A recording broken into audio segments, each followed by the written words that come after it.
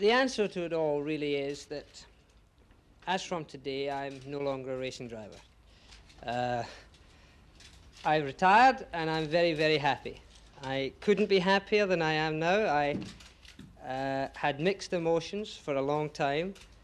I have to tell you that it's nothing very, very new.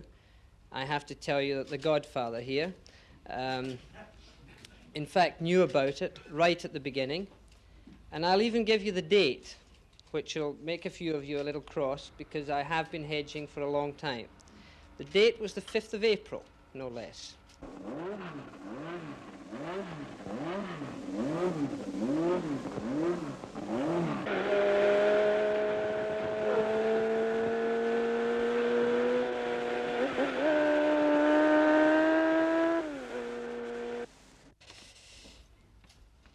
"27 Grand Prix I'm very, very happy about.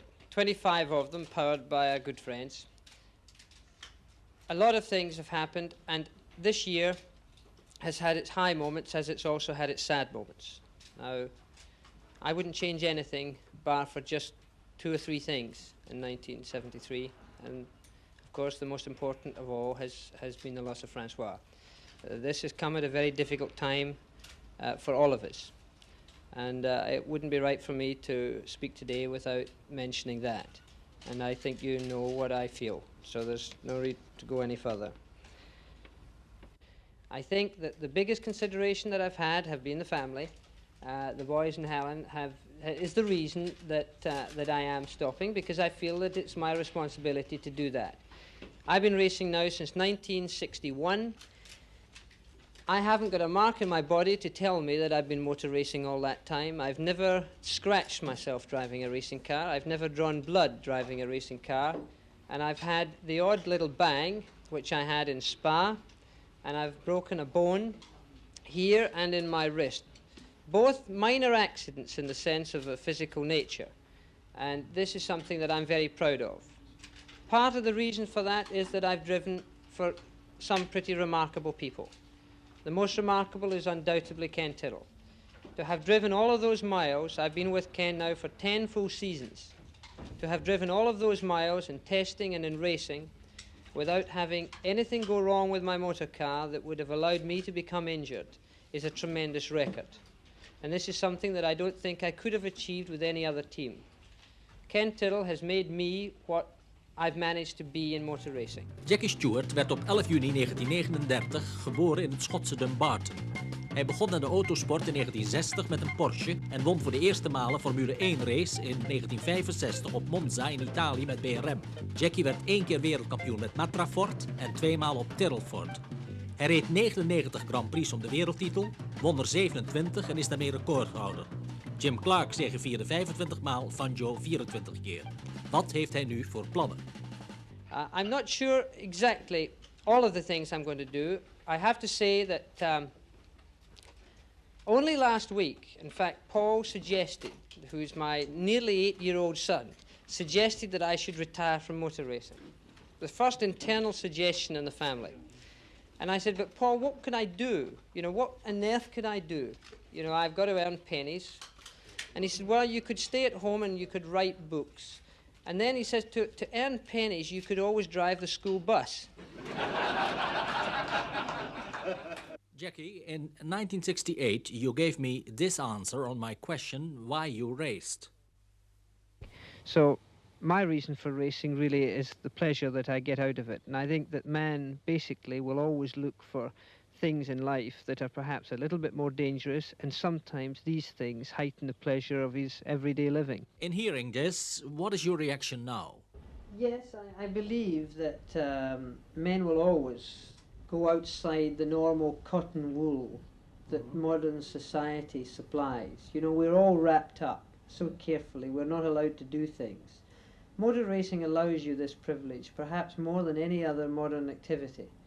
And I believe that we should all be given that opportunity if we want to do it. Racing drivers go in with the knowledge that it is dangerous, but they do it by their own choice. I did it for a good many years. Today I've decided to do it no longer. But that doesn't change my appreciation of motorsport and my hope that it's going to be a great sport for the future. You did it more for the pleasure than for the money, as a matter of fact. Yes, because, you know, I'm one of those very lucky people who are getting paid or have been getting paid for the thing that he most wants to do. If I had had money, I would have paid to motor race. You very often insist, Jackie, to be serious now, on crash barriers. Though prominent racing drivers like Bonnier and Rindt lost their lives after a collision with such a barrier. Why are you so opposed to crash nets that can catch cars, as happened repeatedly during a Trophy of the Dunes Formula 5000 race 2 weeks ago on the Sandford circuit? I think the cash nets are terrific. I always have felt they're very, very good. I don't want barriers as such. I would rather have nothing. If we've got a runoff area, I don't want to hit, or I don't want anybody else to hit barriers, because none of us in motor racing like the idea of hitting anything. But unfortunately, you've got to think of the crowd, and you've got to think of other things, the hazards that are outside the immediate perimeter of the racetrack. Now, sometimes you've got to have barriers, because the regulations say that in front of the crowd there must be a barrier. Now, I would rather have catch nets, but you can't have a catch net to collect a car in case it goes through to the crowd. And our biggest responsibility in motor racing is to be sure that the crowd are not involved. You are a TV commentator now. What sports are you going to do? Mainly motor racing, obviously, because this is something that I know enough about to speak of. I would like to extend that into other sports. Try ice hockey. Ice hockey I don't know at all, so therefore I'm really going to have to do a lot of homework.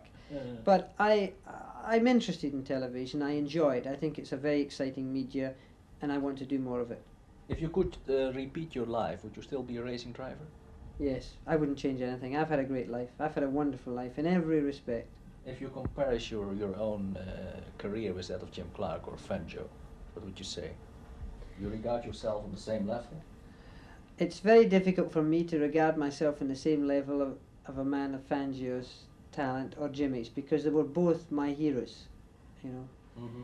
And it's hard to realise that in fact I've achieved more actual victories than any of those men who I held as gods. So I'm the wrong man to answer the question. I still admire them to this day. A few very short questions, Jackie. What was your most difficult race?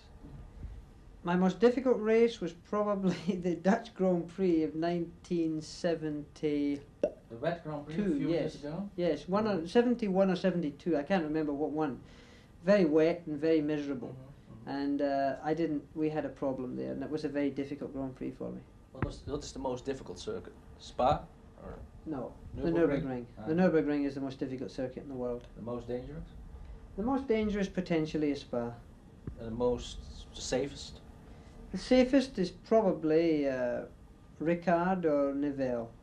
Are you going to compete in rallies, racing saloon cars, or what kind of sport do you take up now?